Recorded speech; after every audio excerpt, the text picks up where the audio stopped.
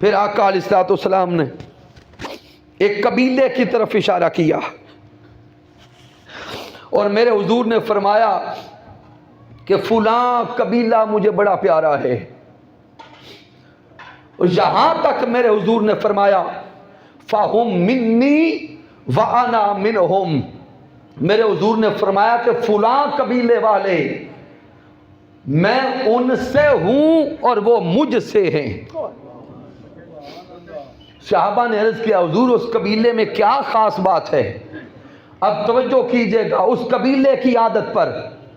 میرے حضور نے فرمایا کہ اس قبیلے والوں کا حال یہ ہے کہ جب بھی اس قبیلے پر قحط آتا ہے، مال میں تنگی آتی ہے، ظاہراً رزق میں تنگی آتی ہے. بزرگ احباب موجود ہیں. پرانے دور آج کی طرح کے آسان دور نہیں تھے، اور وہ عرب کا علاقہ جو وزٹ کر کے آئے ہیں، جو دیکھ کے آئے ہیں، وہ بارانی علاقہ ہے. بارشیں ہوتی ہیں تو فصلیں ہوتی ہیں. تو سامعین محترم، اگر بارشیں نہ ہوتی تو قحط آ جاتا، فصلیں نہ ہوتی. تو میرے آقا تاجدار کائنات نے فرمایا یہ قبیلہ اشعر، ان کا حال یہ تھا اگر اس قبیلے پر کبھی کوئی تنگی آ جاتی، اس قبیلے پر قحط آ جاتا، تو اس قبیلے کے ہر گھر کے خاندان کے لوگ اس خاندان میں گھر میں جو کچھ بھی کھانے کو آتا وہ سب کچھ لے آتے. کوئی امیر و غریب کا تصور نہ رہتا. امیر کے گھر میں جو کچھ ہے وہ بھی لے آیا، غریب کے گھر میں جو کچھ ہے وہ بھی لے آیا. سارا رزق، ساری خوراک، ساری گندم، سارے چاول اور کھانے کی ساری چیزیں سارے خاندان والے ایک جگہ پر لے کر اکٹھے کر دیا.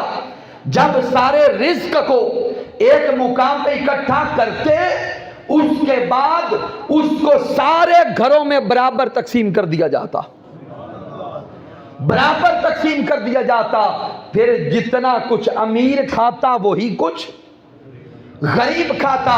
میرے آقا نے فرمایا کہ اس قبیلہ کا یہ عمل مجھے اتنا پیارا لگتا ہے، اس قبیلہ کا یہ عمل مجھے اتنا بھلا لگتا ہے. حضور نے فرمایا فَهُمْ مِنِّي وَأَنَا مِنْهُمْ. حضور نے فرمایا اس عمل کی وجہ سے وہ مجھ سے ہیں اور میں ان سے ہوں. تو سامعین محترم، اس قبیلے والوں کے بارے میں تو حضور نے فرما دیا. تو سامعین ہم سارے حضور کے امتی بیٹھے، آقا تاجدار کائنات کے امتی بیٹھے ہیں. یہ پورا معاشرہ 98 سے 99% مسلمانوں کا معاشرہ ہے. لیکن یہاں پہ آج ہم اتنے بے حس ہو چکے اور دنیا کے ایسے حریص بن چکے کہ ہمارے اپنے خاندان میں سگے بھائیوں کے بیٹے بھوکے بیٹھے ہوتے ہیں اور ہمارے گھروں میں پتہ نہیں کیا کیا کچھ کھایا جا رہا ہوتا. پڑوسی ایک دیوار کے ساتھ والا وہ بھوکا ہے اور ہم اپنے گھروں میں طرح طرح کے کھانے کھا رہے ہیں. اگر آقا تاجدار کائنات کا رنگ ہم پہ چڑھ جاتا، اگر اللہ کی صفات کا رنگ ہم پہ چڑھ جاتا، تو پھر سامعین معاشرے میں یہ تقسیم نظر نہ آتی. آئیں کوشش کریں کہ اپنے غریب، مسکین، یتیم معاشرے کے بھائیوں کو بھی سہارا دیں.